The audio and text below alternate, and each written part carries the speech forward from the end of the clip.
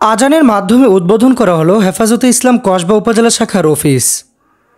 দীর্ঘদিন পর নিজেদের অফিস উদ্বোধন করল হেফাজতে ইসলাম কসবা উপজেলা শাখা। আজ ৮ আগস্ট বিকেলে ব্রাহ্মণবাড়িয়ার কসবা উপজেলার সুপারমার্কেট করিতলা চত্বরে নবনির্মিত অফিসে এই আয়োজনটি করা হয়। মাওলানা জয়নাল আবেদিন জালালির সভাপতিত্বে উক্ত অনুষ্ঠানে আর উপস্থিত ছিলেন মাওলানা কামাল উদ্দিন দায়েমি, ইউনুস করিম বেলালি, মাওলানা উসমান ভুইয়া, মাওলানা মুশতাক আহমদ, মাওলানা আলী আকবর, মুফতি খলিলুর রহমান, মাওলানা মাসুম বিল্লাহ, মাওলানা আমানুল্লাহ আমানি, মাওলানা সফিউল্লাহ জিহাদি, মাওলানা হাসান মাহাদি ও মাওলানা ওয়াইস আবেদিন জালালি, মাওলানা জুবাইর আহমেদ জালালি, হাফেজ আনাস মাহমুদ সহ অন্যান্যরা। অনুষ্ঠানটি সঞ্চালনায় ছিলেন মুফতি ইউসুফ আহমদ।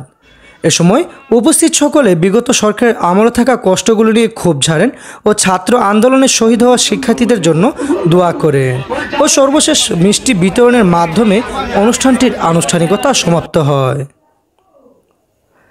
Saidul Islam, voice of Kasba, Kasba, Brahmanbaria.